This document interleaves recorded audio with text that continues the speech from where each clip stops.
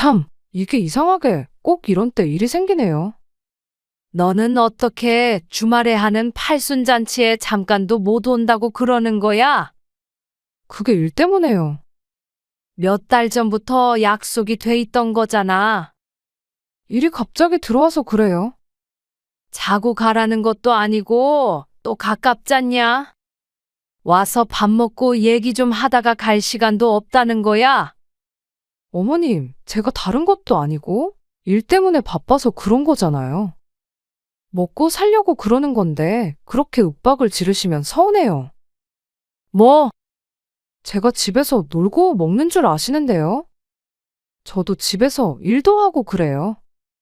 바쁜 걸 바쁘다고 그러는데 아버님 팔순잔치에 못 간다고 그렇게 말씀을 하세요. 바빠도 지난 설에도 가려고 제가 얼마나 노력했는 줄 모르시죠. 그리고 제가 딱 못 간다고 말씀드린 건 아니잖아요. 그럴 가능성도 있다는 거죠. 오늘 이야기 속 주인공은 74세 안덕희 씨입니다. 그리고 그녀의 아들과 며느리에 관한 이야기이죠. 안 씨의 작은 며느리는 특이했습니다. 아들과 결혼한 지 15년도 넘었지만 며느리는 한결같았습니다. 어떻게 시집에 행사만 있으면 팔팔하다가도 아프고 한가하다가도 바빠지는지 귀신이 곡할 노릇이었습니다. 한두 번쯤 그런다면 당연히 사정이 있겠거니 하겠지만 그런 세월이 거진 20년이 다 되어갔습니다. 아프다고 핑계대고 참석하지 않았다가 딸과 마주친 적도 있었습니다. 낯뜨겁다는 게 무엇인지도 모르는 며느리를 안 씨도 포기한 지 오래였습니다. 그렇게 오기 싫다면 오지 말아라 싶었죠. 하지만 그렇다고 시아버지 팔순애까지 바쁘다는 핑계로 오지 않을 줄은 몰랐습니다. 갑작스런 행사도 아니었고 몇 달 전부터 계획이 되어 있었던 일이었습니다. 그리고 몇 날 며칠 동안 만나서 놀고 먹자는 것이 아니라 하루에 딱 2~3시간만 비워주면 될 일이었습니다. 멀리서 찾아오는 사람들도 있는데 어떻게 20분 거리에 사는 며느리가 안 올 수가 있는지 기가 막혔습니다. 정말 눈코 뜰 새 없이 바쁘면 또 몰랐습니다. 안 씨도 바보라서 그동안 며느리에게 속아준 것이 아니었습니다. 좋은 게 좋은 거고 좋은 날에 큰 소리 내기 싫어서 눈 감았던 적이 많았죠. 그런데 다른 날도 아니고 팔순 정도도 오지 못하겠다는 며느리를 안 씨도 더 이상 며느리로 대접해 줄 마음이 없었습니다. 아들도 똑같았습니다. 부모도 자신에게 잘하는 자식에게 떡 하나라도 더 주는 법이었습니다. 그래서 아들 내외가 땅을 치고 후회하도록 만들어줄 생각이었습니다. 안 씨는 아들 둘 그리고 딸도 하나 있었습니다. 다들 결혼해서 이제는 전부 40줄에 들어섰고 손주도 5이나 있었습니다. 이달 말에가 제사지? 아니, 다음 달 초요. 무슨 요일이야? 화요일이네요. 아이고 애들 회사 가려면 힘든데. 남편의 말에 안 씨도 고개를 끄덕였습니다.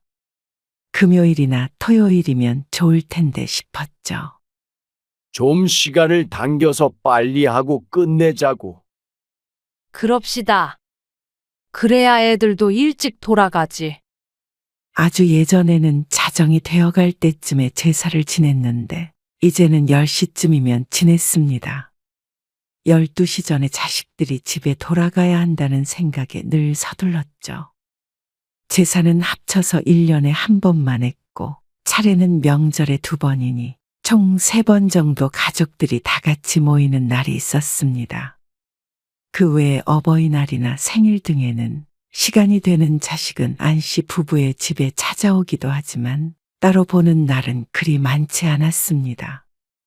번거롭기도 하고 각자 다른 지역에 사는 자식들 전부 불러 모으면 뭐가 좋나 싶기도 했습니다. 먹고 살기 바쁜 자식들 시간을 뺏으며 굳이 부를 이유는 없었습니다. 한때는 안 씨도 그런 날을 기다리던 때가 있었습니다. 어버이날에 밖에서 밥 한 끼 같이 먹고 생일에 집에서 같이 맛있는 거 해 먹고 그런 걸 행복하다고 생각했었죠. 하지만 이제는 그러지 않았습니다. 명절이나 제사가 아니면 못 본다고 생각하고 살기로 진작에 다짐했습니다. 가까이 지내고 싶은 마음이 없어져서가 아니라 그래야 덜 서운하다는 것을 깨달아서였습니다. 부모 자식이라는 게 희한한 것이 덜 봐야 사이가 좋았습니다. 이제는 각자 다 잘 살았으면 하는 마음이 컸습니다.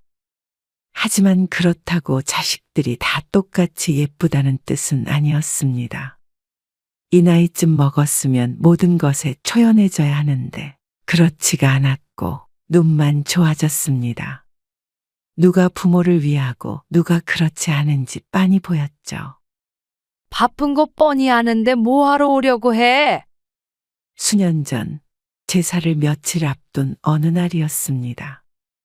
큰며느리에게서 전화가 왔습니다. 바빠도 그 정도 시간은 낼 수 있어요. 낮부터 같이 준비하지는 못하는데 그건 어머님이 이해 좀 해주세요. 퇴근해서 최대한 빨리 갈게요. 매일 야근한다며? 오지 말어. 야근해도 제사 지내는 시간보다는 일찍 끝나요. 어차피 낮 동안 안 씨가 대부분의 음식을 준비해 놓지만 그래도 평일 저녁에 자식들이 제사에 참석하는 게 부담스러운 일이라는 건 잘 알고 있었습니다. 그리고 당시에 큰며느리가 눈코 뜰 새 없이 바쁘다는 건 다들 알았습니다. 아들이 그맘때쯤 갑자기 회사를 그만두고 자기 개발을 한다고 했습니다. 안 씨는 뜬금없는 말이라고 생각했지만 며느리는 거기에 동의를 했다고 했습니다. 1, 2년간 무언가를 준비해서 이직을 할 거라고 했습니다. 좀 더 나은 대우를 받겠다며 말이죠. 안 씨는 그게 정확히 뭔지는 몰라도 무슨 공부를 해야 한다고 했습니다. 안 씨는 며느리가 고생스럽겠다는 생각이 들었습니다. 그동안 아들이 벌이가 없을 테니 배는 힘들 것이었습니다.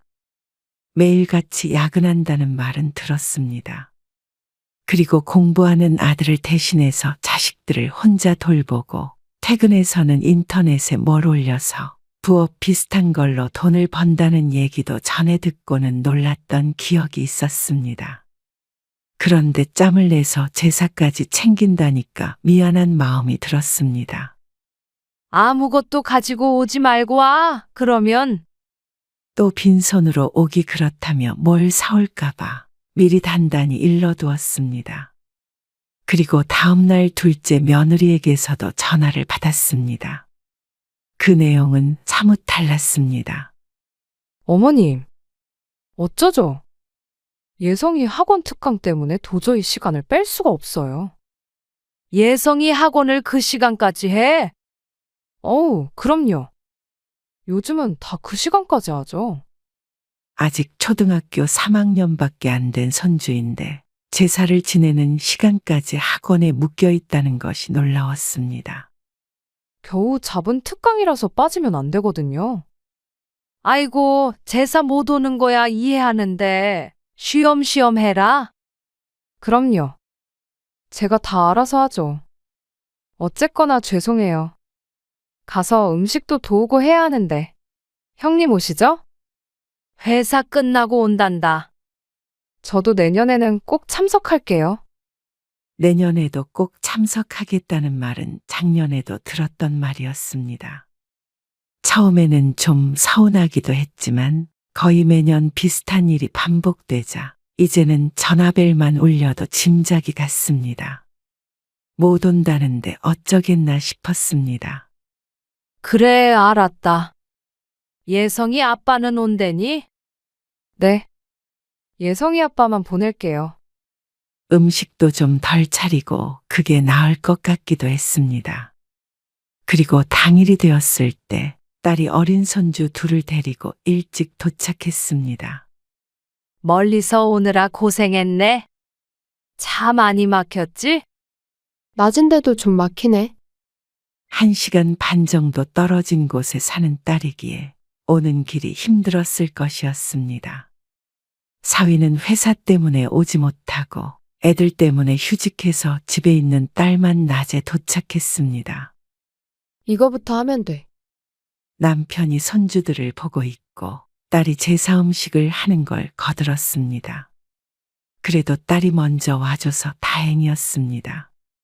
아무리 조금 한다고 하더라도 손이 많이 가는 게 사실이었습니다. 매년 가짓수가 줄어드는데도 참 번거로운 일이었죠. 그리고 저녁 늦은 시간이 되자 큰아들 내외가 도착했습니다. 손주 둘도 함께 대동한 상태였습니다. 어머님, 이리 주세요. 제가 할게요. 며느리는 도착하자마자 손만 씻고 이것저것 할 일을 찾아서 척척했습니다. 빠릿빠릿해서 오히려 안씨가 정신이 없을 정도였습니다. 어머님은 앉아 계세요. 차리는 동안 그리고 10시가 다 되었을 때 뒤늦게 작은 아들이 마지막으로 도착했습니다. 아, 오늘 퇴근이 늦어져서요. 준비 다 됐어요? 그래. 어서 들어와. 작은 아들이 들어와서 안씨의 옆에 섰습니다. 예성이 이 시간에도 학원에 가? 아, 예. 지금쯤은 집에 있겠죠. 비록 아들네 집과 안씨의 집은 20분이 채 안 걸리는 거리였지만 그저 고개를 끄덕였습니다. 꼬박꼬박 와서 챙기는 큰 며느리가 고마운 거지 자주 오지 않는 작은 며느리가 미운 것은 아니었습니다. 걱정인 것은 큰 며느리가 서운해할까 봐였습니다. 어머님, 두세요. 제가 치울게요. 아니야. 내가 치울 테니까 비켜서 봐. 그래서 안씨가 더 분주하게 움직이게 되었죠. 제사가 끝나고 안씨는 큰 며느리의 한숨소리를 들었습니다. 힘들지? 힘들어도 1년에 한 번인데요. 뭘? 동서는 또 뭐가 바쁘대요? 예성이 학원 때문에. 하지만 더 나이가 많은 두 손주들이 큰 며느리와 함께 와 있었습니다. 아직 초등학생의 학업 때문에 못 온다는 것은 핑계처럼 들리는 게 사실이었습니다. 그냥 눈 가리고 아웅하는 것이었죠. 한두 번이 아니기에 큰 며느리도 어느 정도 포기를 한 모양이었습니다. 생일이든 무슨 날이든 제일 가까이 사는 작은 아들네가 제일 참석률이 낮았습니다. 사실 참석률이라고 하기에도 민망한 것이 참석한 날을 꼽는 게 어려웠습니다. 1년에 한 번 보면 올해는 많이 봤다 할 정도였습니다. 매번 변명은 다양했는데 대부분이 손주의 학업이었습니다. 하지만 그마저도 손주가 중학교에 들어가면서 써먹기가 힘들어졌습니다. 뭐? 예성이가 그렇게 사고를 치고 다닌다고? 그러게 나도 몰랐는데 요즘 오빠네 집 분위기 장난 아니야. 어떻게 알아? 모를 수가 없어. 오빠랑 새언니랑 맨날 학교도 들락날락 하는 것 같던데. 학교에도 불려가? 불량한 친구들이랑 어울리나 봐. 얼마 전에 가출한 걸 오빠가 다시 끌고 왔대. 딸의 말을 듣고는 깜짝 놀랐습니다. 안씨도 전혀 몰랐는데 손주가 진작에 공부하는 담을 쌓았다고 했습니다. 여태껏 예성이 학원 다녀서 제사도 못 오고 명절에도 못 온다고 그러더니 다 핑계야. 딸이 궁시렁거리는 소리를 들으며 안씨도 한숨을 쉬었습니다. 아들네에 안 좋은 일이 생겼다니 안타깝지만 딸이 투덜거리는 것도 이해가 갔습니다. 이제는 무슨 핑계를 대려나 궁금하네. 그런데 그 뒤로 작은 며느리는 양심껏 손주 얘기는 꺼내지 않았고 바쁘거나 아프다는 말을 자주 하게 되었습니다. 안씨의 칠순에도 말이죠. 어쩌죠? 어머님, 너무 바빠서 못 갈 것 같아요. 작은 며느리는 손주가 태어나고 회사를 나와서 쭉 복직을 하지 않았습니다. 한 달에 한두 개씩 일을 받아서 집에서 부업처럼 한다고는 들었습니다. 그래서 한 달에 한두 번씩은 바쁜 날이 종종 있는 건 알고 있었죠. 지금이 그때인가 보다 싶었습니다. 그럼 어쩔 수 없지. 바쁘다는데. 칠순 미리 축하드려요. 가진 못해도 제 마음 아시죠? 그래, 알어. 고맙다. 안 씨는 그렇게 전화를 끊었는데 다른 시누이는 시누인가 싶었습니다. 작은 며느리가 못 온다고 하자 전화를 건 모양이었습니다. 아무리 그래도 칠순에 빠지냐고 말이죠. 주말에 다들 시간 내서 오는 건데 유일하게 작은 며느리만 바쁘다고 하니 딸이 화가 단단히 난 것 같았습니다. 아니요, 아무리 바빠도 칠순에 밥 한 끼 못 먹을 정도로 바쁠 리가 있어? 집에서 일하면 충분히 조절할 수 있는 문제잖아. 나도 멀리서 가는데 그렇다고 전화해서 따졌어? 따진 게 아니라 뭐가 그렇게 바쁘냐고 물어본 거야. 그러니까 완전 귀청 떨어지는 줄 알았어. 내가 새언니 일에 대해서 뭘 아냐면서. 바쁘다는 걸 뻥치는 사람이 어딨냐는 거야. 아니, 누가 뻥이래? 얼마나 바쁘냐고 그런 거 가지고. 안 씨가 골이 아파서 머리를 짚었습니다. 막내딸과 작은 며느리가 전화로 대판했다는 소리에 심기가 어지러웠습니다. 그냥 그러려니 하지 못한 딸의 탓도 있었고 시모의 칠순에마저 오지 않는 며느리의 탓도 있었습니다. 그래도 안 씨가 어머니로서 할 수 있는 말은 한 가지였습니다. 내 칠순 때문이면 괜히 싸우느라 힘 빼지 말어. 올 사람 오고 못 오는 사람은 어쩔 수 없는 거지. 하지만 딸뿐만이 아니라 큰 며느리도 불만이 있는 것 같았습니다. 아무래도 며느리가 둘인데 며느리 역할은 혼자만 해야 하나 싶은 것 같기도 했습니다.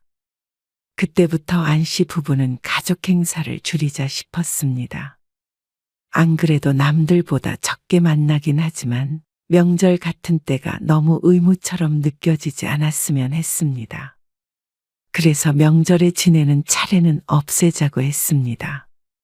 안 씨도 나이가 들었고 젊은 며느리들에게 괜히 고생을 시키고 싶지도 않았습니다. 명절이라도 그냥 얼굴 한번 보고 밥 한 끼 먹고 헤어지면 되지 않나 싶었습니다. 그러면 좋긴 하지. 요새는 그런 집들도 많다고 하니까. 딸은 좋은 아이디어라며 좋아했습니다. 그리고 큰 며느리는 말할 것도 없었습니다. 말은 안 해도 부담감이 있었던 것 같았습니다. 그리고 생일과 어버이날에는 누구도 오지 못하게 했습니다. 괜히 눈치 본다고 찾아오는 것도 원치 않았습니다. 특별한 날이면 오히려 남편이랑 둘이서 시간을 보내는 걸 택했죠. 그래도 자식들은 알아서 다들 잘 챙겼습니다. 오진 않아도 전화도 자주 하고 말이죠. 그리고 그 중에서 한 놈은 제외였습니다. 어머님, 몸이 안 좋아서 병원에 가봤더니 독감이래요. 혹시라도 가족들한테 옮길까 무서워서 이번 추석에는 못 갈 것 같아요. 어디가 많이 안 좋아? 네, 그러네요. 그러면서 자꾸만 콜록콜록 기침을 해대는 작은 며느리. 그래, 알았다. 밥 한 끼도 못 먹고 가느냐고 묻지 않았습니다. 대답이 뻔했으니 말이죠.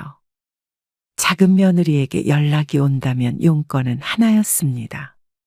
아프거나 바쁘거나. 참 신기했습니다. 이 정도라면 일상생활은 가능한가 싶었습니다.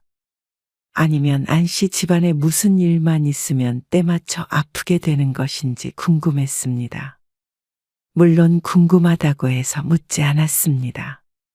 추석 때 작은 며느리 하나 안 온다고 큰일이 나는 게 아니니 말이죠. 그러던 어느 날이었습니다. 밤늦게 잠자리에 들기 전 남편이 화장실에 갔다가 미끄러졌는지 어지러웠는지 쿵 하고 쓰러졌습니다. 안방에 들어가려고 그 옆을 지나던 안 씨가 놀라 일으키려고 해도 힘들었습니다. 머릿속이 새하얘졌습니다. 휴대폰을 들긴 들었는데 구급차 번호가 도무지 안 떠올라서 숫자 1만 누르다가 결국 큰아들 번호를 먼저 눌렀습니다. 그런데 신호음만 가고 전화를 받지 않았습니다. 얼른 끊고 자식들 번호를 막 눌렀는데 하필이면 작은 며느리에게 걸린 전화. 불행인지 다행인지 신호가 얼마 안 가서 며느리가 전화를 받았습니다. 지금 네 시아버지가 어디가 아픈가 넘어져가지고. 안 씨가 횡설수설하는데 작은 며느리가 조금 놀란 듯 대꾸했습니다. 넘어지셨다고요? 119 얼른 부르세요. 아, 구급차 번호가 생각이 안 났지 뭐냐? 저보다 그게 빠르죠. 저 지금 바빠서 밥도 못 먹고 일하고 있어서 지금 당장 나가지는 못하거든요. 아주버님한테 전화해 보셨어요? 이만 끊으마. 구급차 불러야 해. 안 씨는 며느리가 하는 소리를 다 듣지도 않고 전화를 끊었습니다. 결국 다른 사람한테 전화하란 소리였으니 말이죠. 전화를 끊고 나자 조금 마음이 차분해졌습니다. 침착하게 구급차를 부르자 큰아들에게서 전화가 왔습니다. 병원으로 바로 오겠다고 했습니다. 그리고 조금 후에 안 씨는 병원에서 두 아들을 만났습니다. 제가 연락했어요. 큰아들이 작은아들에게 알린 모양이었습니다. 그리고 한참 후 다행히 머리에는 이상이 없다는 말을 들으니 다리에 힘이 풀리는 것 같았습니다. 아들들도 한시름 놓은 표정을 지었습니다. 그때 큰아들이 안 씨에게 말했습니다. 제가 전화 안 받으면 우혁이한테 전화를 하시지 그러셨어요. 큰아들이 작은아들을 가리키며 물었습니다. 저는 회식 중이었고 예성이 엄마한테라도 하셨어야죠. 요즘 바쁜 거 아니야? 요즘엔 한가해요. 집에 계속 있는데. 이미 전화통화를 한 건 모르는 모양이었습니다. 아무리 일을 해도 회사에 있는 것도 아닌데 못 온다는 말에 야속하다고 생각했었는데 그조차도 거짓인 모양이었습니다. 그때 안 씨는 작은 며느리에 대한 마음을 아주 접어버렸습니다. 원래는 그래도 내 며느리라 딸이 뭐라고 해도 감쌌고 미워하지 않으려고 노력했습니다. 하지만 이건 해도 너무한 듯 했습니다. 며느리에게 시집 식구들은 식구가 아닌 것 같았습니다. 그냥 피하고 싶은 귀찮은 존재들인가 싶었습니다. 그런데 아무리 그래도 시아버지가 쓰러졌다는데 그런 반응을 보일 줄은 몰랐습니다. 그리고 안 씨가 전화를 했었던 사실은 안 씨밖에 몰랐습니다. 다들 큰일 날 뻔했다는 말만 했지 작은 며느리가 그 상황에서 바쁘다고 했던 것은 알지 못했습니다. 안 씨는 입을 다물었습니다. 하지만 2년 뒤 남편의 팔순에도 오지 않는 며느리를 보니 그때 아무 말 안 하고 넘어간 게 후회가 됐습니다. 사람이 아무 말을 안 하니까 바보 취급을 하는 것 같았습니다. 그래도 팔순인데 잔치는 해야 하지 않아? 맞아요. 칠순 땐 잔치 안 했으니까 그래도 친척들도 좀 부르고 해야죠. 네 아버지는 가족끼리만 모여서 밥 한 끼 먹자던데. 그건 언제든지 할 수 있는 거고요. 한 번밖에 없는 팔순인데 잔치까지는 아니더라도 손님도 좀 더 초대하고 해야죠.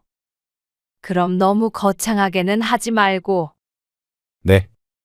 저희가 알아서 준비해 볼게요. 가까이 사는 친척들도 초대를 해서 식당에서 식사를 하기로 했습니다. 너무 요란한 건 남편이 바라지 않았지만 그래도 팔순은 좀 더 특별했으면 한다는 게 자식들의 말이었습니다. 새 자식들이 돈을 걷어서 한다고 했습니다. 그래서 인원수에 맞춰서 예약을 했죠. 그게 팔순 서너 달 전이었습니다.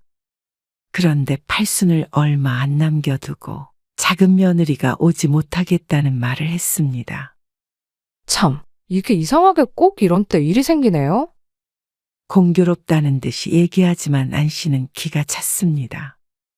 어쩐지 지난 설에 오랜만에 왔다 싶었습니다. 그렇게 계속 시집 행사에 참석할 며느리가 아니었습니다. 하지만 이번엔 올 줄 알았습니다. 다른 날도 아니고 말이죠. 그리고 남편이 쓰러졌던 날 이후로는 어째 얼굴을 몇 번 비추는 것이 미안한 마음이 있긴 한가 싶었습니다. 하지만 사람이 그렇게 쉽게 바뀌지 않는 것 같았습니다. 너는 어떻게 주말에 하는 팔순에 잠깐도 못 온다고 그러는 거야? 그게 일 때문에요. 몇 달 전부터 약속이 돼 있던 거잖아. 일이 갑자기 들어와서 그래요. 자고 가라는 것도 아니고 또 가깝잖냐? 와서 밥 먹고 얘기 좀 하다가 갈 시간도 없다는 거야. 이렇게까지 따져본 것이 처음인 것 같았습니다. 좋은 게 좋은 거다 생각했던 세월 때문에 며느리가 이럴 수 있었던 것 같았습니다. 안 씨가 언성을 조금 높이자 며느리가 말했습니다. 어머님, 제가 다른 것도 아니고 일 때문에 바빠서 그런 거잖아요. 먹고 살려고 그러는 건데 그렇게 윽박을 지르시면 서운해요. 뭐? 제가 집에서 놀고 먹는 줄 아시는데요? 저도 집에서 일도 하고 그래요. 바쁜 걸 바쁘다고 그러는데 아버님 팔순잔치에 못 간다고 그렇게 말씀을 하세요? 기가 막혔습니다. 지난번 명절인지 제사인지는 아프다고 그랬다가 밖에서 딸과 딱 마주친 적도 있었습니다.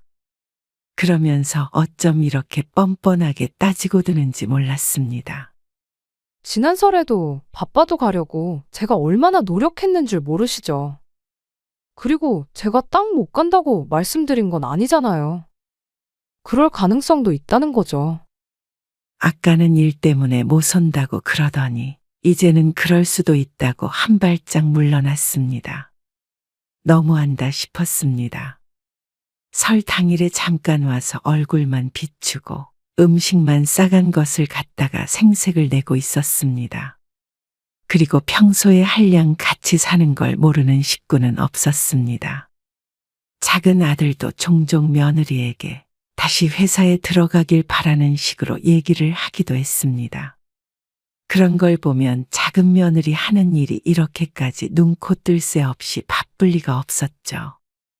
매년 돌아오는 다른 날이면 몰라도 팔순 정도는 눈 딱 감고 올 수 있는 것 아닌가 싶었습니다. 환갑도 칠순도 아니고 말이죠. 아무리 오기 싫다고 해도 이 정도면 그냥 원수 사이가 아닌가 하는 생각까지 들었습니다. 안 씨는 밤새 뒤척였습니다. 며느리가 한 말이 자꾸 생각나서 잠이 오지 않았습니다. 이렇게 평생 살 생각인 것 같았습니다. 이런 게 무슨 가족이고 자식인가 싶었습니다.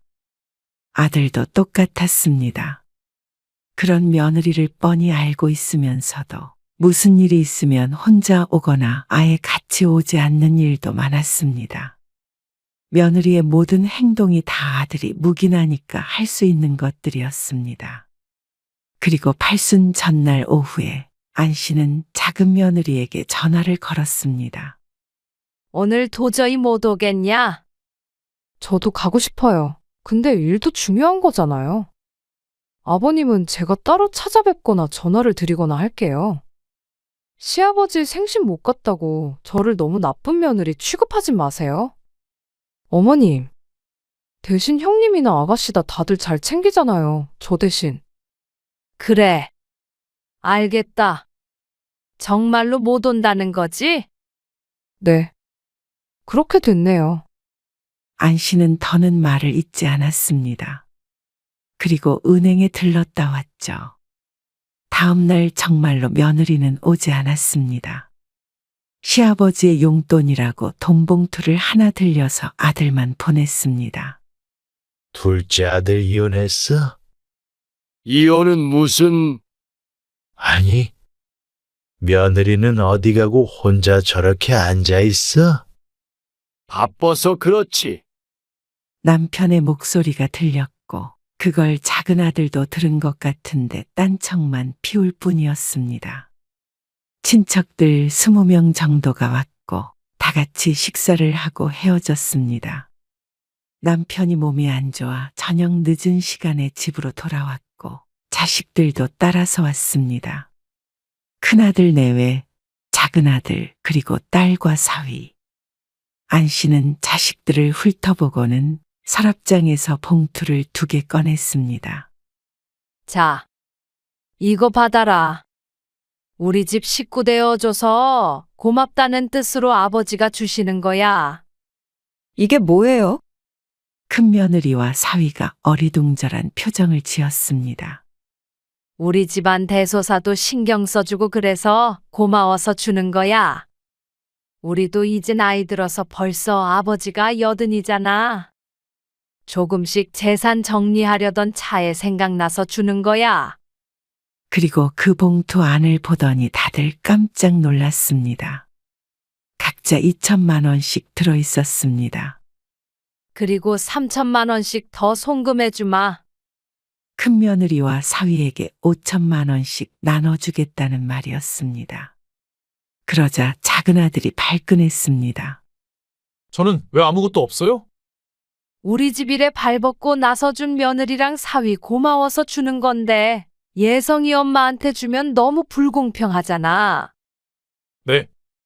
안 주는 게 불공평한 거죠. 지금 내 칠순에 왔니? 네 아버지 팔순에 왔니? 아니면 명절이나 제사에 제대로 오기나 했니? 어버이날에 한 번 오기나 했니? 저번에 아버지 쓰러졌을 때도 병원에 코백이나 비쳤어. 아, 그건 일이 있으니까. 세상 모든 일을 예성이 엄마가 다 한다니? 그렇게 바쁘면 이 돈 없어도 잘 살 만큼 벌겠네. 엄마, 마음 같아서는 5천만 원이 아니라 더 챙겨주고 싶은데 그건 차차 하자. 우리가 10년 더 살지 20년 더 살지 모르니까. 작은아들은 분개했습니다. 자식을 차별한다며 화를 냈습니다. 500만 원도 아니고 5천만 원을 나눠주면서 어떻게 저희만 쏙 빼놓을 수가 있으세요? 우리도 사람인데 부모 챙기는 자식에게 더 마음이 가는 거 아니겠어? 그리고 마음 가는데 돈이 가는 거잖냐.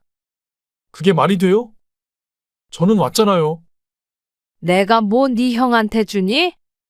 아님 막내한테 줬어? 며느리랑 사위한테 주는 거라니까 그러네. 그래서 내가 어젯밤에도 예성이 엄마한테 진짜 안 올 건지 여러 번 물어봤다. 진작 말씀하셨으면 데리고 왔죠. 돈 줄 줄 알았으면 왔다는 말이야? 그러면 죽어도 못 올 상황도 아니었다는 소리네. 아니, 그게 아니고요.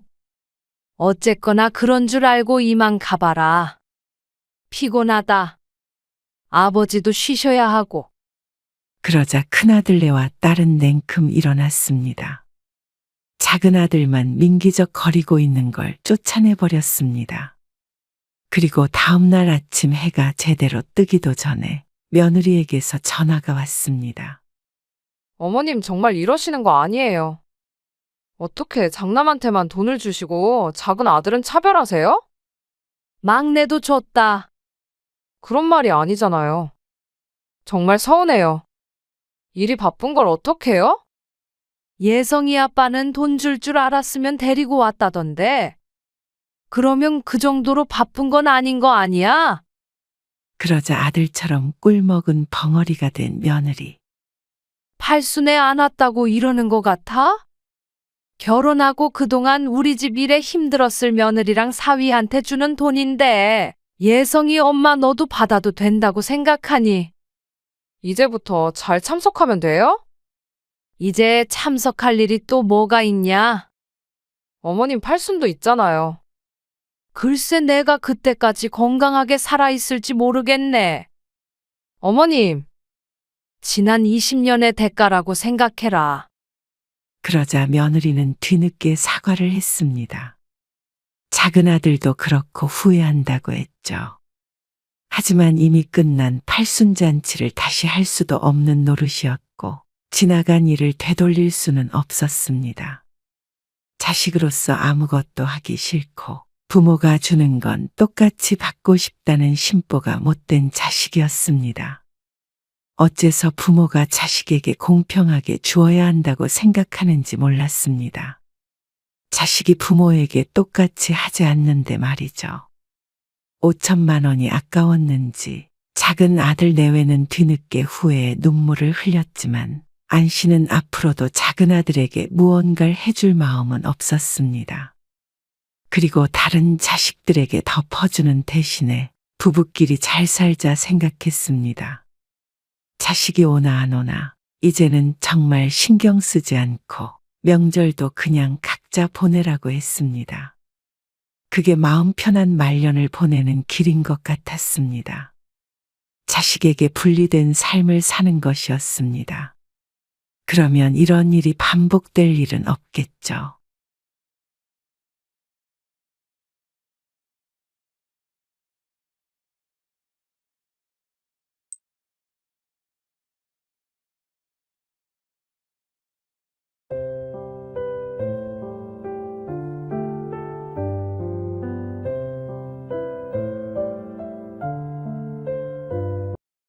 아이고, 어쩜 이렇게 예뻐? 우리 애기 할머니 처음 보지? 그러게 사진보다 실물이 더 훤하다. 그렇지? 할머니, 할아버지가 우리 손주 좀 안아보자.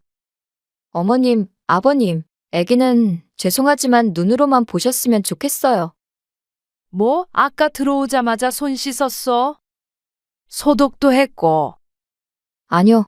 손 씻으셨어도 바깥에 바이러스나 세균이 묻어 있을 수 있잖아요. 옷 같은데도요. 아기는 샤워를 하고 만지는 게 저희 원칙이라서요. 그래요, 엄마, 아빠. 조금 아쉽더라도 부탁드려요. 요즘 이런저런 전염병이 많이 돌잖아요. 너희 그러면 애기 데리고 밖에 안 나가니? 나가긴 나가죠. 산책. 근데 그거랑은 다르죠. 이해해 주세요. 우리가 무슨 병균 덩어리라도 되니? 오면서 내내 손 소독하면서 왔어. 이럴 거면 애초에 부르질 말았어야지. 애기 보려고 먼 길 왔는데. 참, 그래, 알았다. 애기한테 무슨 병이라도 옮기 전에 우리가 나갈게. 오늘 이야기 속 주인공은 65세 이영화 씨입니다. 그리고 그녀의 아들과 며느리에 관한 이야기입니다. 아들을 결혼시키고 손주까지 본 기쁨은 아주 잠깐이었습니다. 이렇게 아들 며느리에게 이런 취급을 당할 것이라고는 상상조차 해본 적이 없었죠. 그런 이야기들은 전부 지어내거나 다른 사람들 이야기라고 생각하고 살았습니다. 하지만 아들 며느리가 이렇게 유별나게 구는 것도 다 이유가 있겠거니 모두 아이를 위한 것이겠거니 생각했습니다. 하지만 그저 그뿐이었다면 이렇게까지 억장이 무너지지는 않았을 테죠. 그런데 그게 아니라 그저 시집 식구가 싫었던 것임을 깨닫고 나서는 이 씨의 마음도 닫혀버렸습니다. 아들이 결혼을 한 지 3년이 채 되지 않았는데 새로운 가족과 잘 지내보고 싶었던 이 씨의 노력은 물거품이나 마찬가지였습니다. 아니, 이미 처음부터 마음을 닫고 있던 며느리에겐 어차피 모두 소용이 없던 일이었을 뿐이죠. 아들은 어릴 적부터 조용한 성격으로 말썽 한 번 부린 적이 없었습니다. 공부를 안 해서 혼이 나거나 부모에게 대든 적도 없는 아들이었습니다. 그래서 이 씨가 주위에서 부러움을 많이 사곤 했습니다. 그렇게 무난한 학창 시절을 보냈고 서울에 있는 대학에 들어가서 남들 졸업할 때 같이 졸업하고 남들 취직할 때 같이 취직했습니다. 그렇게 들어간 직장에서도 착실히 일만 해서 이 씨가 연애 좀 하라며 부추길 정도였습니다. 그런데 아들이 34살이 되던 해에 아들은 갑작스럽게 결혼 소식을 알려왔습니다. 아니, 연애하는 것도 몰랐는데 결혼을 한다고? 작년에 친구가 소개시켜줬다고 했잖아요. 그래, 근데 아무 말 없어서 잘 안 된 줄 알았지. 연애 사업이 잘 안 되나 싶어서 걱정했는데 말만 안 했지 1년이나 만나고 있었던 모양이었습니다. 아이고, 다행이다. 이 씨처럼 남편도 내심 안심하는 눈치였습니다. 또 해가 넘어가면 35이 되는데 아들은 그 전에 가을에 식을 올리겠다고 했습니다. 요즘은 다들 결혼을 늦게 한다고는 하지만 이러다가 40이 넘어서도 장가를 못 갈까봐 심란해했던 것이 그저 기우일 뿐이었습니다. 그렇게 아들은 34세 식을 올렸습니다. 그리고 직장과 가까운 곳에 신혼집을 얻었죠. 아들이 직장 다니며 살던 원룸 근처였는데 이 씨 부부가 사는 지역과는 1시간 반 정도 떨어진 곳이었습니다. 멀다면 멀고 가깝다면 가까운 곳이었죠. 아들이 결혼하기 전에는 1년에 서너 번 정도 아들이 이 씨네 집으로 내려왔었습니다. 명절이나 생일과 같은 특별한 날에 그랬고 바쁠 땐 건너뛰기도 하며 평범한 부모 자식처럼 지냈습니다. 그런데 역시 결혼하고 나서는 혼자가 아니었기 때문에 1년에 2번 보는 것이 힘들었습니다. 혼자만 와서는 될 일이 아니라 양가 부모를 챙겨야 했기 때문에 자주 왕래하기는 쉽지 않았습니다. 아들이 결혼하고 첫 명절이었습니다. 아이고, 어서들 와라. 먼 길 오느라 힘들었지? 아니요. 차가 많이 막히진 않았어요. 그래도 고생했지. 물 한 잔씩 줄까? 아니에요. 배고프니까 밥부터 먹을게요. 그래. 어서 앉아라. 뭐 더 차려야 해요? 아니야. 너희는 얼른 앉아. 국만 떠오면 돼. 이 씨와 남편은 아들 내외가 오면 손 하나 까딱하지 못하게 했습니다. 우리 아들도 처가에 가면 사위라고 대접받을 텐데 우리도 며느리를 100년 손님이라고 생각하자고 남편과 늘 다짐하곤 했습니다. 국 좀 더 줄까? 네. 조금만 더 주세요. 아들의 말로는 며느리가 고기를 좋아한다길래 돼지고기, 소고기, 닭고기 종류별로 해놓았습니다. 그리고 이 음식들은 아들 며느리가 도착하는 날 낮에 남편과 함께 하루 종일 만든 것이었죠. 차례는 이 씨의 시어머니가 돌아가시고 나서는 안 지내고 이렇게 명절 전날 저녁 한 끼, 다음날 당일 아침 한 끼 정도 먹고 헤어졌습니다. 그리고 아들이 결혼하니 반찬 가짓수는 확실히 늘어났죠. 물 좀. 성환이 네가 물 좀 떠다 줘라. 특히나 며느리는 물 한 잔도 제 손으로 못 떠다 먹게 했습니다. 설거지도 아들을 시키면 시켰지. 며느리는 가만히 앉아서 차려주는 음식만 먹고 가라고 했죠. 그렇게 해도 불편한 게 시집인 것을 이 씨도 알고 있었기 때문에 특히 신경 써서 대접을 했습니다. 대가를 바라고 그런 것은 아니었지만 내가 잘 대하면 며느리도 시어머니인 나를 어려워하지 않고 잘 지낼 수 있을 거라고 생각했습니다. 하지만 그게 착각인 것을 당시엔 몰랐죠. 첫 명절 후 몇 달이 지나 여름쯤이 되었을 때 이 씨는 남편과 함께 아들네 집에 방문하게 되었습니다. 아들이 결혼한 지 1년이 조금 안 되어 처음으로 가게 된 것이었죠. 친척 행사에 방문하는 김에 30분 거리인 아들 집에 들려서 식사나 함께 하려고 했던 것이 이 씨 부부의 계획이었습니다. 제가 회사에 급한 일이 생겨서요. 오전에 잠깐 다녀와야 하는데 그래서 모시러는 못 갈 것 같아요. 택시 타고 가 계실래요? 터미널에 거의 도착할 때쯤 아들에게서 받은 전화였습니다. 마중 나오기로 했던 아들이 급한 일이 생겼다고 했습니다. 주말인데 회사에 나가야 해. 그러게요. 잠깐이면 돼요. 지금부터 한 1시간 안 걸려요. 그러면서 문자 메시지로 주소만 남긴 아들. 버스를 타도 20분이면 도착한다고 했지만 괜히 길을 헤맬까 싶어서 이 씨는 남편과 함께 택시를 탔습니다. 저기 저 아파트인가 보다. 택시를 타고 20분쯤 가자 아들이 일러준 아파트가 보였습니다. 기사님, 여기 근처 마트에 좀 세워주세요. 처음으로 아들네 방문하는 것이기 때문에 빈손으로 갈 수는 없었죠. 이 씨의 말을 들은 택시는 아파트를 지나쳐서 골목으로 꽤나 깊이 들어갔습니다. 그리고 마트에서 과일 상자를 사서 나오자 이 씨도 남편도 주위를 두리번 거리게 되었습니다. 아까 아파트가 저쪽 방향이었지. 반대쪽인 것 같은데. 아들네는 꽤나 높은 아파트였는데 주변에 그런 아파트가 하도 많아서 어디가 어딘지 분간이 가지 않았습니다. 일단 큰 길로 나가서 보자. 남편은 과일 상자, 이 씨는 음료수 상자를 각각 들고 한참 걸어서 큰 길로 나갔습니다. 그러자 반대 방향으로 나왔다는 걸 깨달았죠. 저게 성환이네 집이었지. 날이 더워서 땀이 또르르 흘러내렸습니다. 아이고, 미리 사서 택시에 실어 갈 걸 그랬네. 바로 앞에 마트가 있을 줄 알았지. 그렇게 10분쯤 또 걸어서 드디어 아들네 집에 도착한 이 씨 부부. 초인종을 누르자 며느리가 홀로 나왔습니다. 안녕하세요. 아이고, 오랜만이다.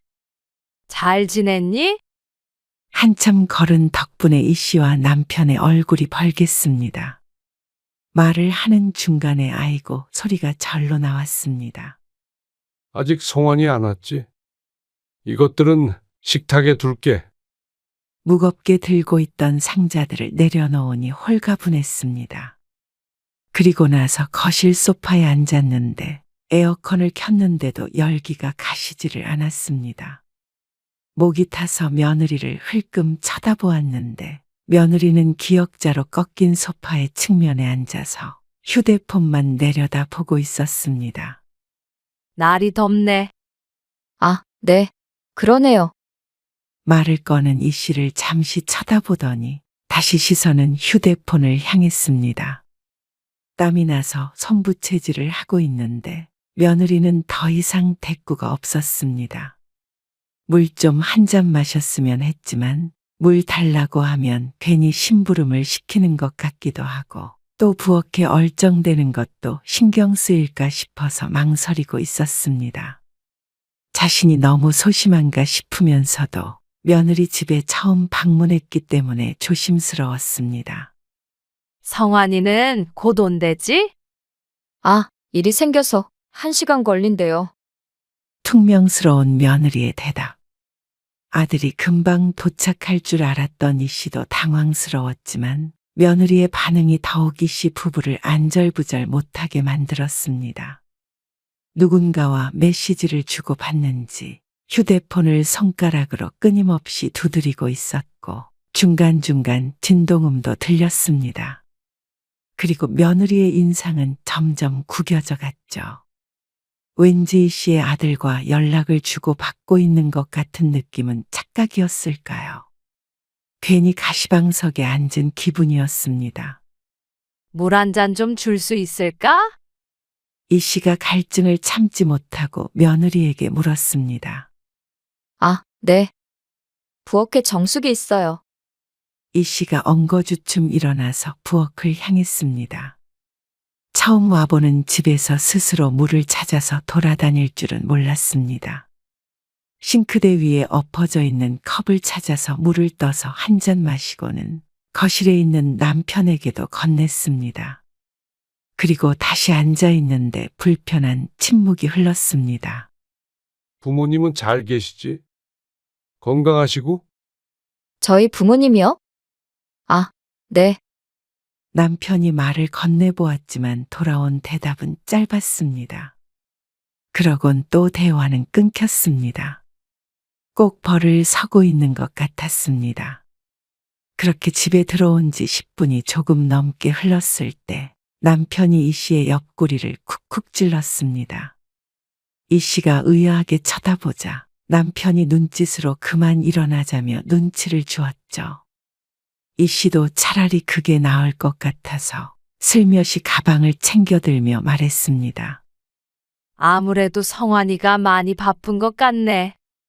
밥 한 끼 다 같이 먹을까 했는데 너희 바쁜 것 같아서 우린 이만 가야겠다. 그러자 며느리가 반색하며 같이 일어났습니다. 아, 그러실래요? 그 말에 기분이 상할 수밖에 없었습니다. 꼭 간다는 말을 기다리던 사람 같았죠. 그러면서 적극적으로 현관을 열어주니 떠밀리듯이 급하게 나오게 되었습니다. 아들 며느리 집에 있는 것도 쉬운 일이 아니네. 중얼거리는 남편의 말에 이 씨도 공감했습니다. 예의상으로라도 식사하고 가라는 말은 없었습니다.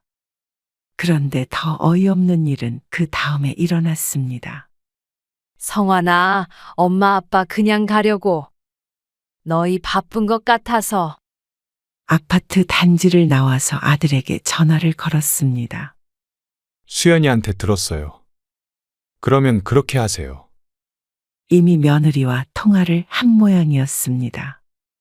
그런데 이어지는 아들의 말에 머리를 세게 한 대 맞은 듯한 기분이었습니다. 다음에 오시면 밖에서 뵙는 게 좋겠어요. 불편하시니까. 뜬금없는 말이었지만 어쩐지 어떻게 나오게 된 말인지 상상이 갔습니다. 우리의 방문이 달갑지 않았구나 하고 생각하게 되었습니다. 씁쓸했습니다. 불편한 건 알지만 이 씨 부부도 아들 며느리가 왔던 명절 전날부터 고생해 가면서 손님 맞을 준비를 했던 것이었습니다. 하지만 이 씨 부부는 아들네 집에 20분도 채 있지 않았는데 물 한 잔 겨우 얻어먹고 나온 처지가 좀 비참하다는 생각도 들었습니다. 이제는 어지간하면 가지 맙시다. 서로 기분만 상하지.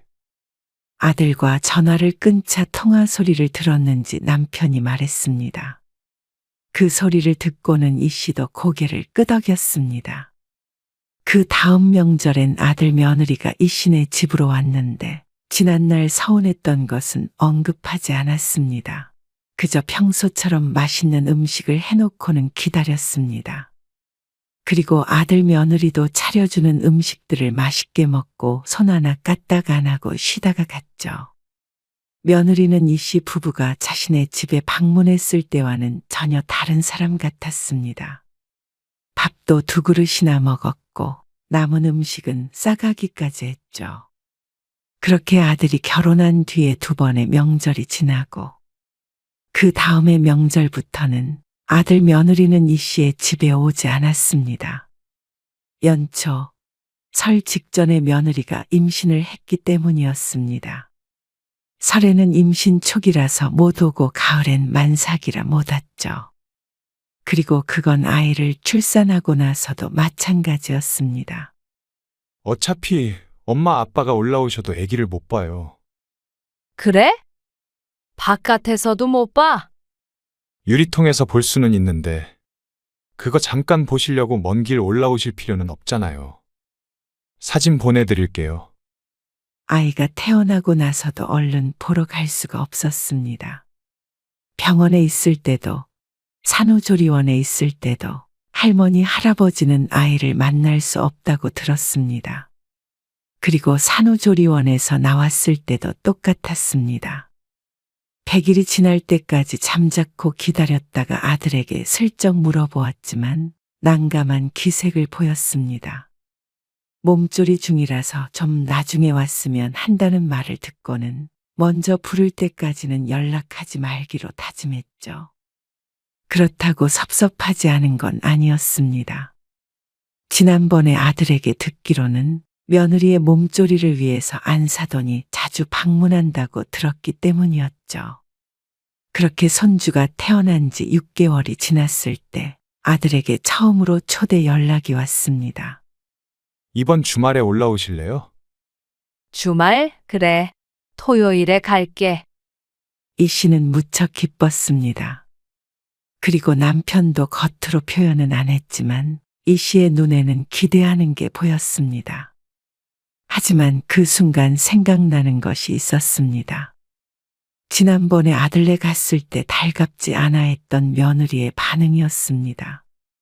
그리고 아들은 이제는 밖에서 만나자고 했었죠. 하지만 아기를 바깥에서 만나서 볼 수는 없는 노릇이었습니다.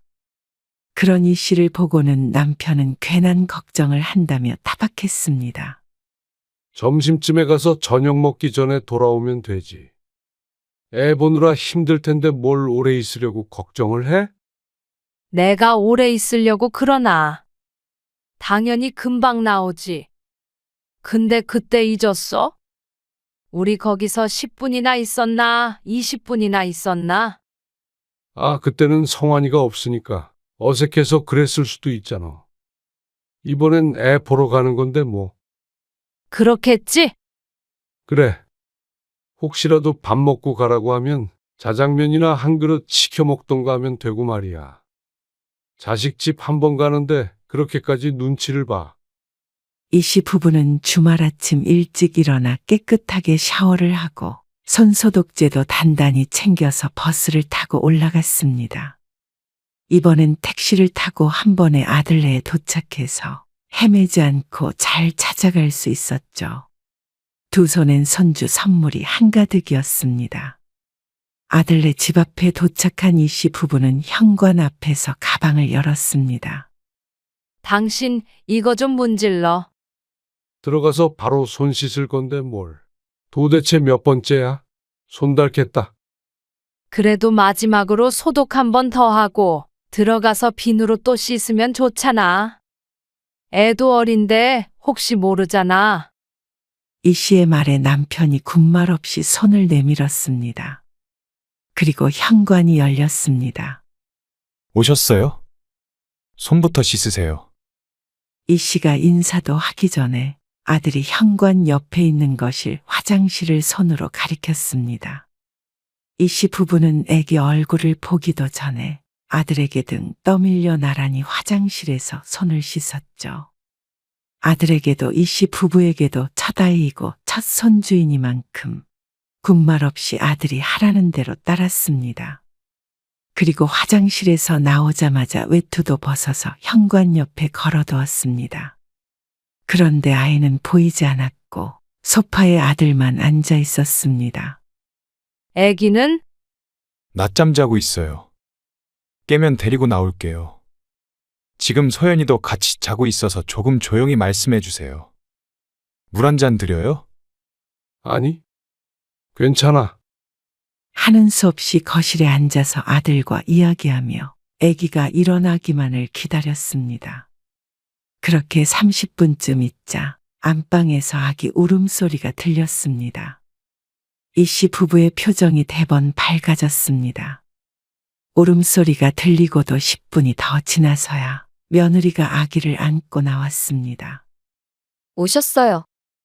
잘 지냈니? 아이고 고생이 많다. 그러면서 이 씨가 자리에서 일어나서 며느리에게 한 발짝 다가갔습니다. 아이고 어쩜 이렇게 예뻐? 우리 애기 할머니 처음 보지? 그러게 사진보다 실물이 더 훤하다. 그렇지? 할머니 할아버지가 우리 손주 좀 안아보자. 이 씨가 팔을 내미는데 손이 닿기도 전에 며느리가 몸을 획 돌려버려 이 씨의 손이 공중에서 갈 길을 잃었습니다. 만지지는 마시고요. 아기는 죄송하지만 눈으로만 보셨으면 좋겠어요. 이게 무슨 소린가 싶었습니다. 들어오자마자 손 씻었어. 이 씨가 변명하듯 말하자 며느리가 대답했습니다. 아니요. 손 씻으셨어도 바깥에 바이러스나 세균이 묻어 있을 수 있잖아요. 옷 같은데도요. 아기는 샤워를 하고 만지는 게 저희 원칙이라서요. 황당한 말이었습니다. 저녁에 돌아갈 계획이었기 때문에 갈아입을 옷도 가져오지 않았고 가져왔다고 한들 여기서 샤워까지 해야 아이를 만질 수 있다는 말은 그냥 애를 만지지 말라는 소리와 같았습니다. 성환이 옷으로라도 갈아입으면 되지 않아? 그러면서 아들을 쳐다보았는데 아들도 며느리를 따라서 고개를 저었습니다. 조금 아쉽더라도 부탁드려요. 요즘 이런저런 전염병이 많이 돌잖아요. 겉옷도 벗었고 손도 깨끗하게 씻고 소독도 몇 번 했는지 기억도 나지 않았습니다. 아마 집에 계속 있던 아들 부부보다 손이 깨끗할 터였습니다. 황당한 표정을 짓고 망연자실 서 있자 아들은 미안한 기색이었습니다. 하지만 며느리의 말에 동조하고 말 뿐이었죠. 그리고 아버지 담배도 태우시잖아요. 남편은 오늘 손주 보러 온다고 아침에 샤워하고 난 뒤로 담뱃갑을 한 번도 꺼내지 않았습니다. 하지만 그렇게 변명한들 소용은 없어 보였습니다.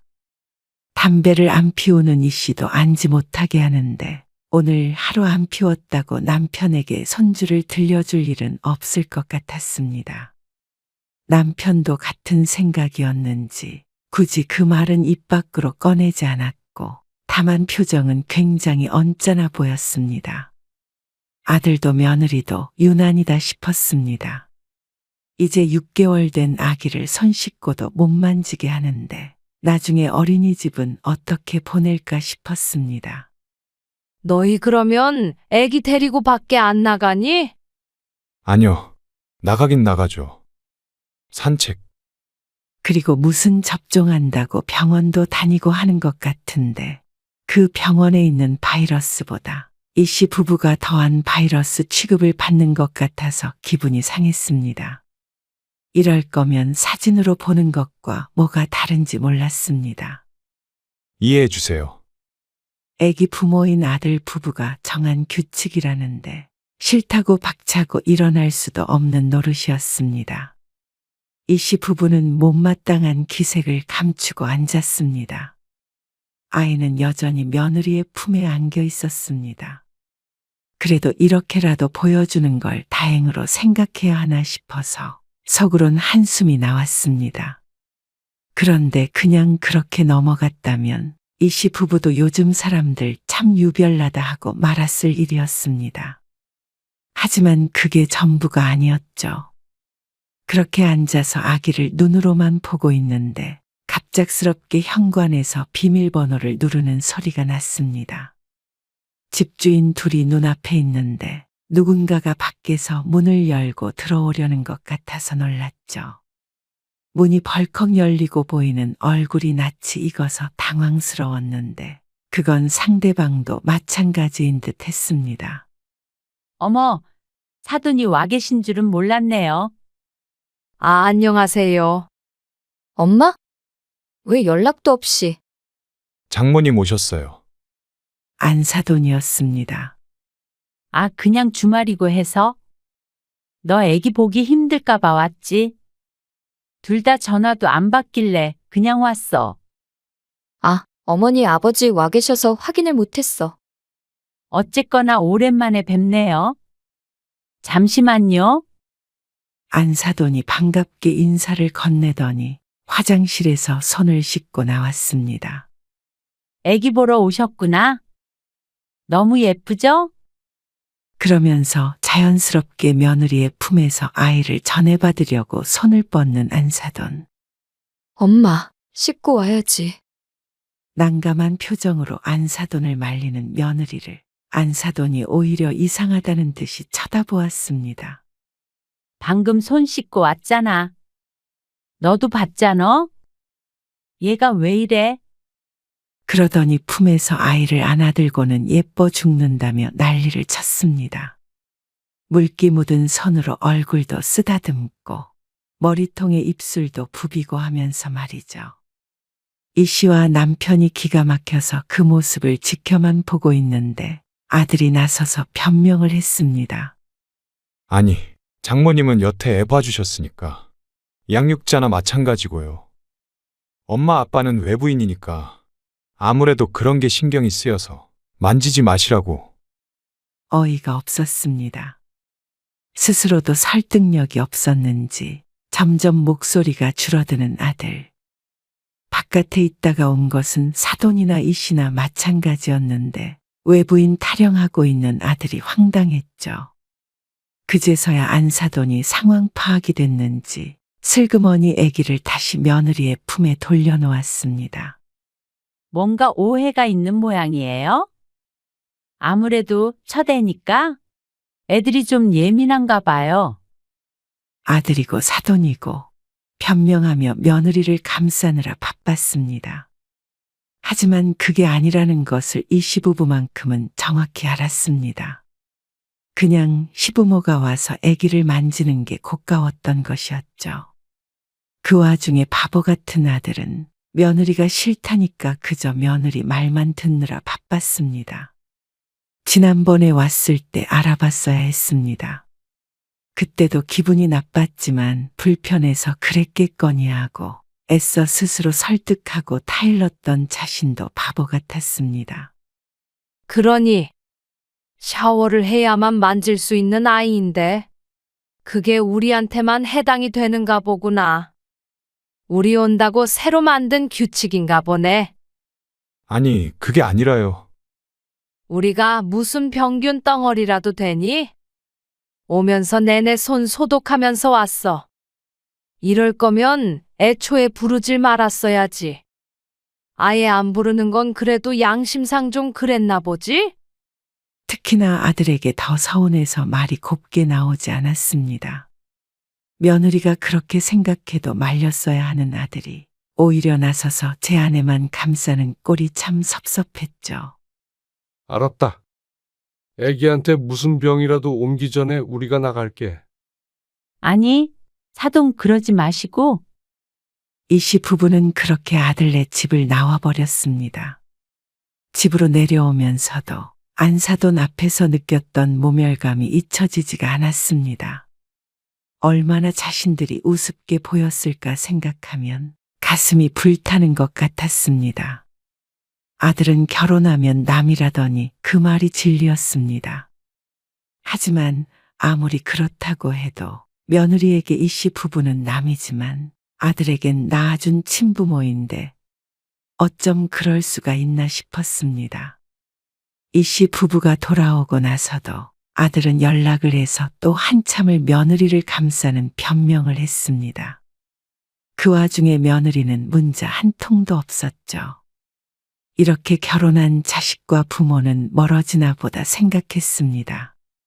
아들도 이제는 내 가족이 아니라 며느리의 남편이라고 생각해야 하나 보다 싶었습니다. 그리고 돌아오는 명절이 되었을 때 이 씨는 아들에게 말했습니다. 이번 명절은 엄마 아빠 바쁘니까 내려오지 말아라. 그리고 다음 명절에도 그랬죠. 아들 며느리가 와봤자 진수성찬 차려놓고 상전 모시듯 해야 할 게 뻔한데 이쁘지도 않은 아들네를 위해서 그렇게 하고 싶지도 않았습니다. 그런데 손주가 두 돌이 되기도 전에 아들은 이 씨에게 전화를 해서 아쉬운 소리를 했습니다. 저 엄마, 좀 도와주세요. 몇 달 전부터 안사돈에게 아이를 맡기고 복직을 했다는 며느리. 2년간 사돈이 아들네 들어가 살면서 아이를 봐주기로 했고 그 뒤에 어린이집으로 보내기로 했다는데 그런 사돈네에게 일이 생겼다는 아들의 설명에 기가 찼습니다. 장인어른이 건강이 안 좋아지셔서 다음 달에 귀농하시겠대요. 그런데 그걸 왜 나한테 도와달라는 거야? 그래서 엄마는 집에 계시니까 2년은 아니더라도 1년 정도만이라도 올라오셔서 좀 도와주실 수 없나 해서요. 그러니까 결국 장모는 사정이 안 되니 자신에게 와서 애를 보라는 말이었습니다. 내 배 아파 낳은 자식이지만 어떻게 이렇게 염치가 없나 싶었습니다. 무서워서 맡길 수 있겠어? 애한테 바이러스라도 옮으면 어떡하려고? 아직도 그 얘기세요. 그건 제가 죄송하다고 말씀드렸잖아요. 아, 어린이집을 보내든지 해. 나는 봐줄 생각 없으니까. 아직 어린이집 보내기엔 어리잖아요. 엄마 손주예요. 남들은 돌만 지나도 보낸다더라. 늙은 부모 부려먹을 생각 말고 너희 애는 너희가 알아서 해. 태어나서 한 번밖에 못 본 손주 봐주려고 내가 내 생활까지 포기해가면서 너희 집에 들어가 살아야 하니? 그리고 우리 대단한 며느리 무서워서 어떻게 들어가니? 요즘엔 시부모가 며느리살이 무서워서 가까이 안 산다더라. 나도 내 발로 거기 들어가서 종노릇 할 생각 없다. 왜 그렇게 매정하게 말씀하세요? 매정?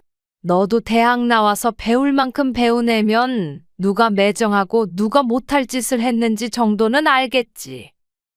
너도 시간 흐르면 알게 되겠지만 너희가 아기를 애지중지하는 것처럼 우리도 너 그렇게 키웠어. 부모 가슴에 대못 박지 말어라. 네 가슴에도 똑같은 못 박힐 테니까. 이 씨는 끝내 아들의 부탁을 거절했습니다. 사과를 했다고 한들 이미 일어난 일은 지워지지 않았고 앞으로도 아들 며느리와 한 공간에서 잘 지낼 자신도 없었습니다. 서로 거리를 두고 지낸 그동안은 그래도 명절이라고 전화도 하고 그랬지만 더 가까이 지냈다가는 그마저도 못할 사이가 될 게 불보듯 뻔했습니다. 어쩌면 며느리는 멀어진 사이를 반가워했겠지만 그건 이 씨 부부도 마찬가지였습니다. 결혼한 아들은 이제 우리 자식이 아니라 며느리 남편이라고 생각하고 살아가기로 하니 마음이 편해졌습니다. 겨우 찾은 마음의 평온함을 깰 생각은 없었습니다. 나이 들어서 아들네 집에 들어가서 애 봐주고 집안일 해주고 욕먹는 그런 삶을 살고 싶지도 않았죠. 그리고 이제 와서 도움이 필요하니 자신이 상처 준 부모에게 전화를 건 아들도 당분간은 보고 싶지 않았습니다.